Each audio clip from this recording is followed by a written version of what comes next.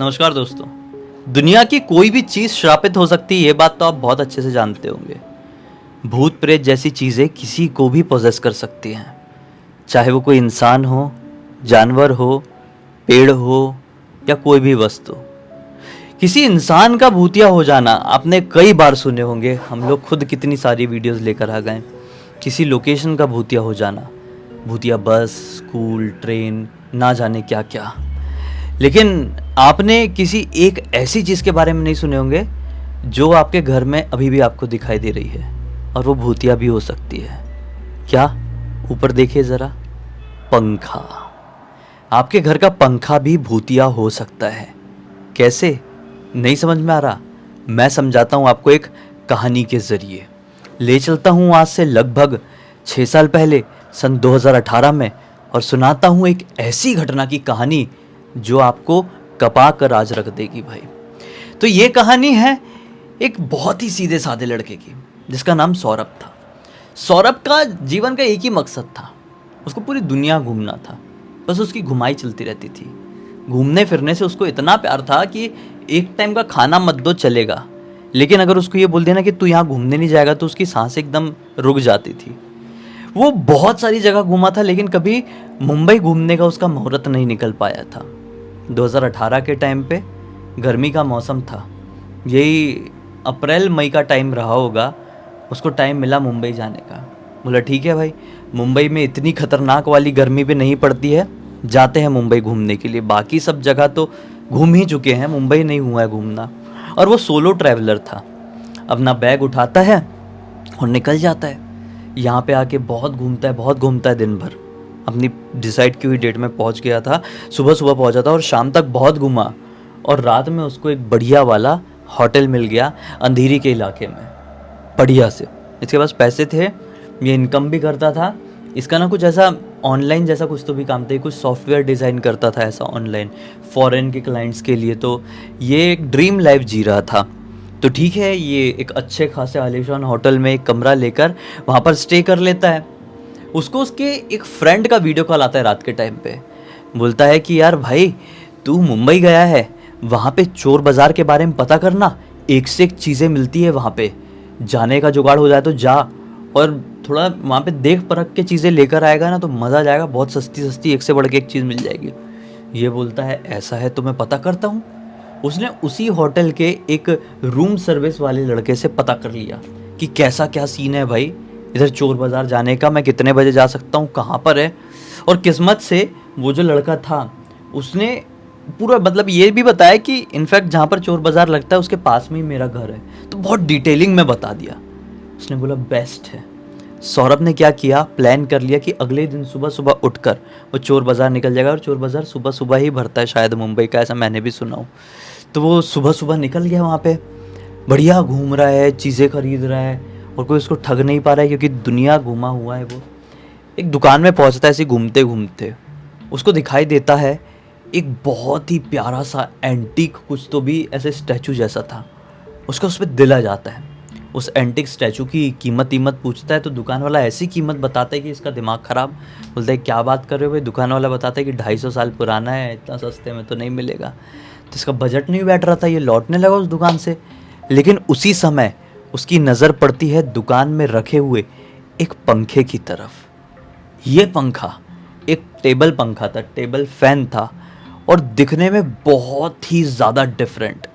ऐसा table fan इसने life में कभी नहीं देखा था, और ना ही आप लोगों ने देखे होंगे। ये बहुत ही एक सिंगल पीस सा और एंटीक सा दिखाई दे रहा था। ऐसा लग रहा था कि ये अपनी कंट्री में नहीं बनता है, ये कहीं बाहर से इधर पे आया है।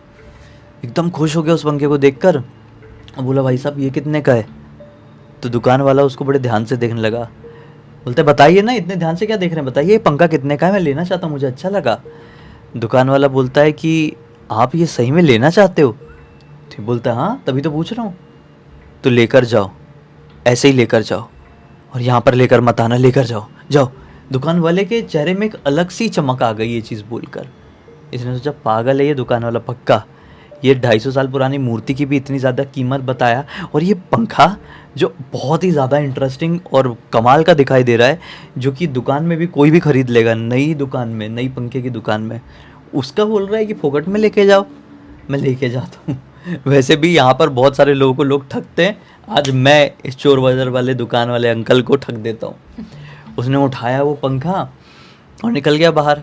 बाहर मिली ऑटो, ऑटो में सवार होकर पंखा बढ़िया अपने पास रखा हुआ है और जा रहा है। उसको अपने बचपन की चीज़ें याद आने लगी। बचपन में उसको टेबल फैन बहुत ही ज़्यादा पसंद था।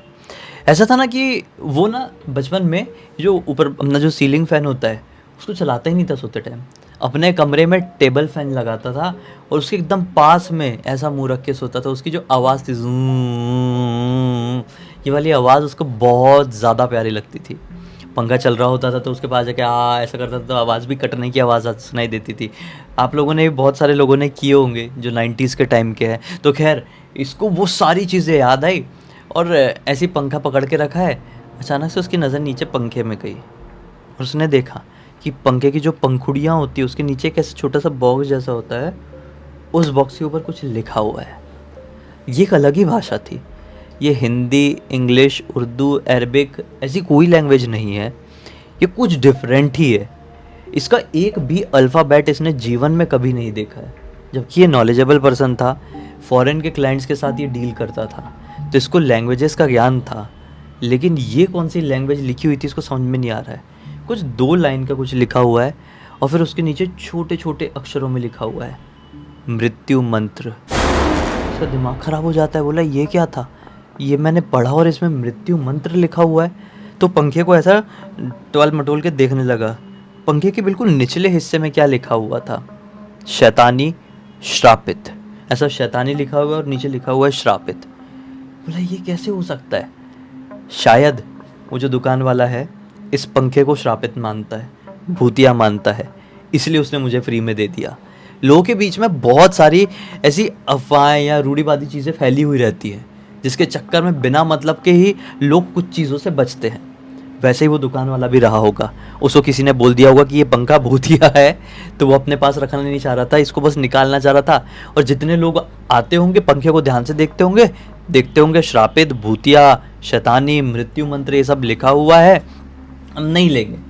उसका बिक ही नहीं रहा था, उसने मेरे को फ्री में दे दिया।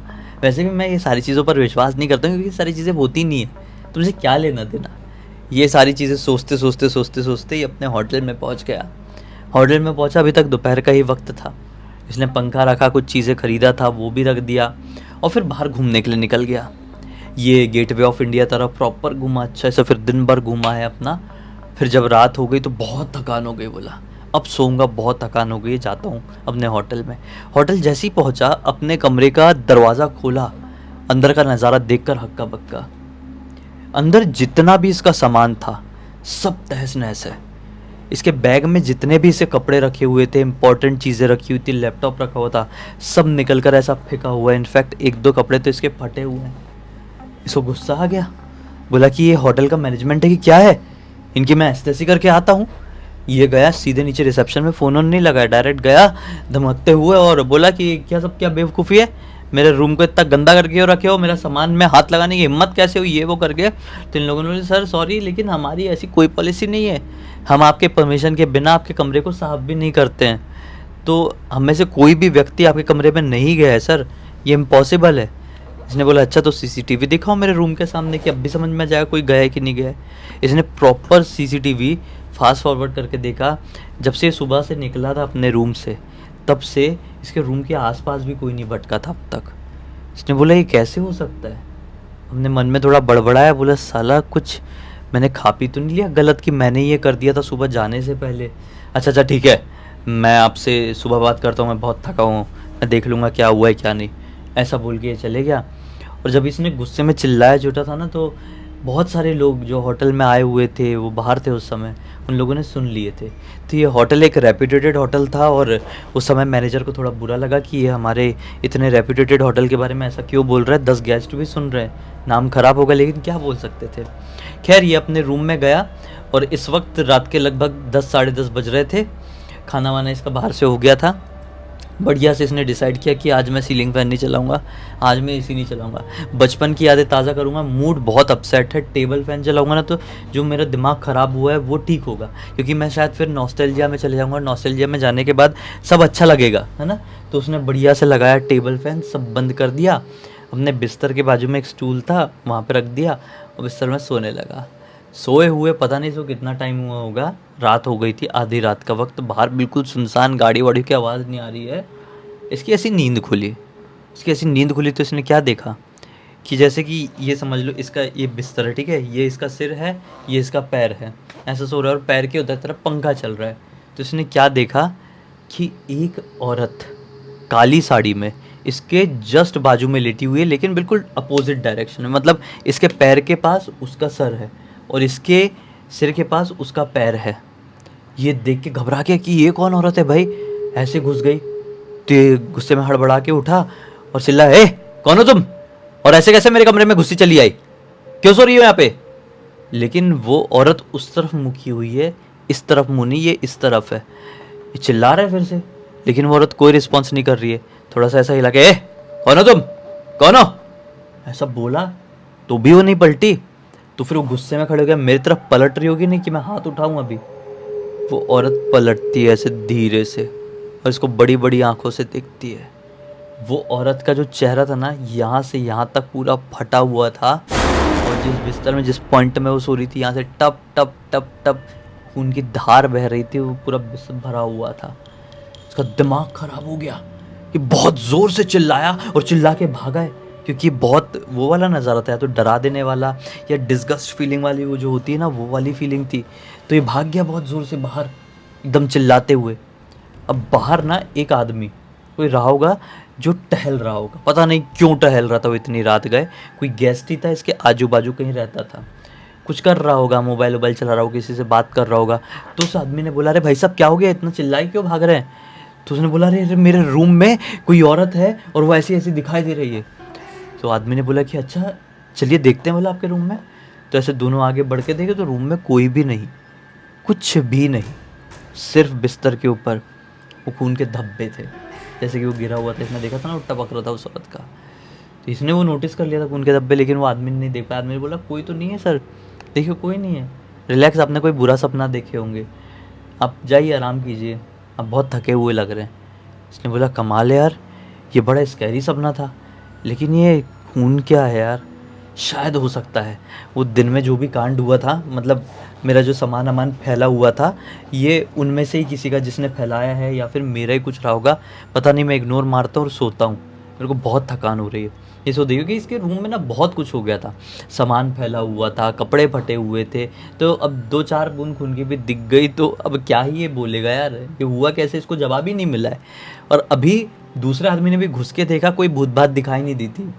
तो इसने सोचा ये सब मेरे ही कारण कुछ हो रहा है, मैं ही कुछ पक्का नींद में कर रहा हूँ जो मैं समझ नहीं पा रहा हूँ। इसने ये सोच के वापस से अपने आप को नींद लाने की कोशिश किया, बोला कि बहुत थकान हो गई, गहरी नींद सोऊंगा, सब ठीक हो जाएगा अगले दिन तक, मैं ही हरकत कर रहा हूँ ये सारी।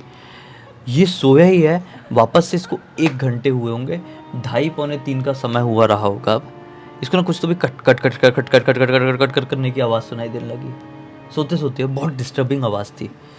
तो और थोड़ी गर्मी सी भी लगी। इसने बोला कि ये गर्मी क्या लग रही है, कट कट कट की आवाज़ क्या सुनाई दे रही है।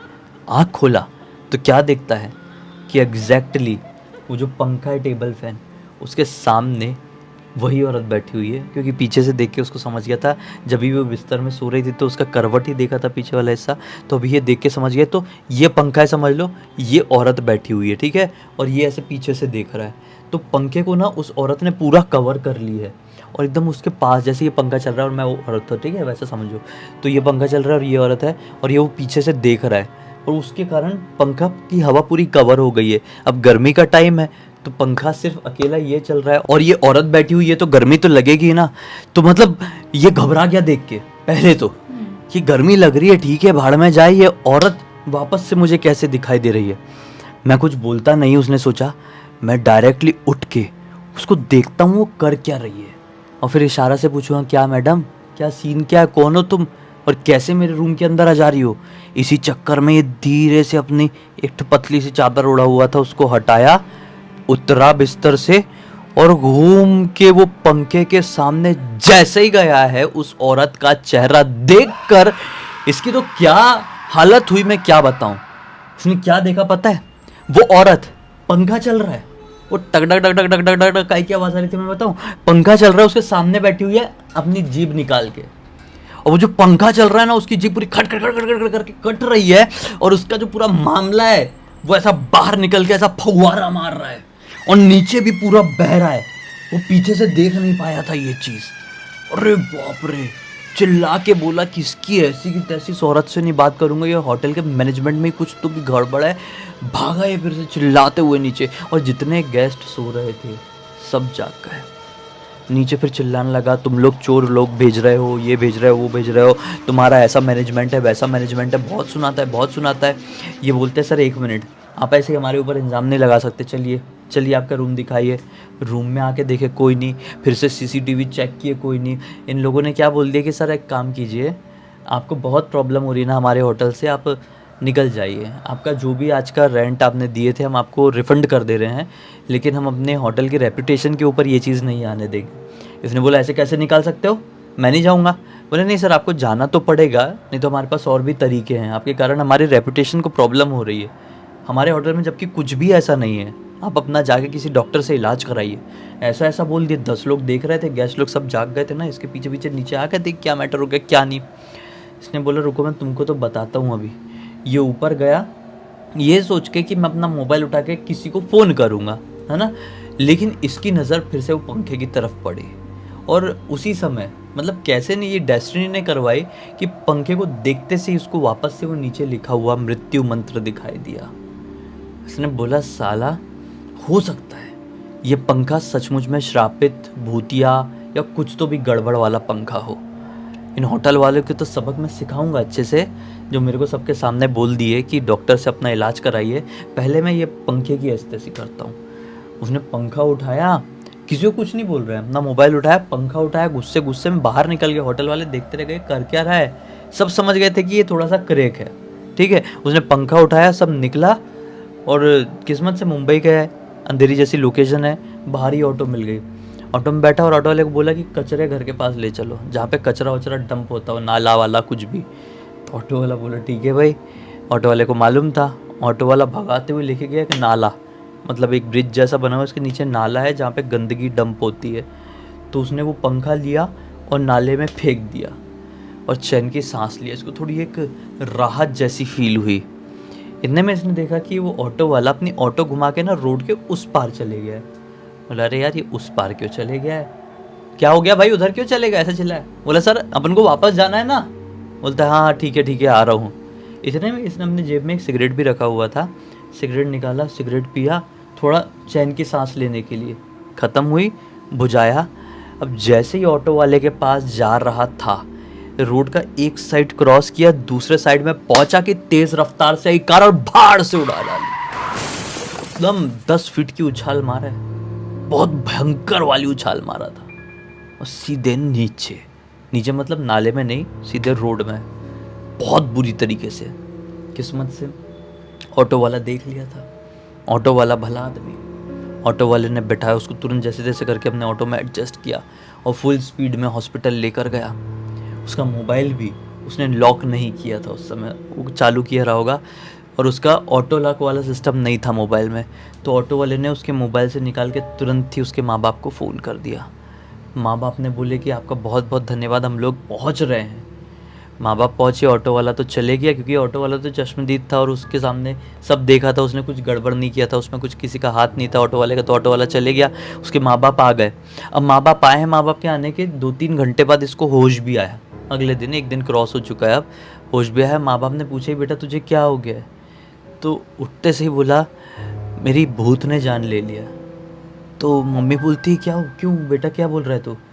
बोला हाँ मम्मी, मैं लौट रहा था, नाले के पास एक पंखा फेंकने गया था, रोड क्रॉस कर रहा था, तो बीच रोड में मुझे एक शैतान भूत दिखाई दिया, बहुत डरावना, बहुत लंबा था, और ऐसा दिखाई दे रहा था कि मैं आपको उसके बारे में कभी समझा नहीं पाऊँगा, पूरा राक्षस की तरह। और मैं आगे बढ़ना चाह रहा था, लेकिन उसने मेरा रास्ता रोका और तेज़ी से आ रही उस कार ने मुझे टक्कर मार के उड़ा डाली। माँ हो ना हो, उस पंखे की वजह से ये सब कुछ हुआ है। माँ ने पूरी बात पूछी कि क्या पंखा, तू बता पूरी बात। तो अब उसने स्टार्टिंग से पूरी बात बताया, जब ये चोर बाज़ार गया वहाँ पे क्या हुआ क्या नहीं, सब कुछ बताया। बस माँ ने बोली बेटा तू ठीक हो जा, तुझे अच्छे वाले मंदिर लेकर चलेंगे, सब ठीक हो जाएगा, अगर भूत प्रेत वाली कोई बला है तो। इसने बोला हाँ माँ मैं ठीक हो जाऊँगा, मेरे को मालूम है। और ये सो गया। अब भाई अगले दिन ये उठा ही नहीं, उठा ही नहीं। इसकी वहीं पर सांसें रुक गई रात के समय। घर वाले इतना रोए, बहुत दुखी हुए।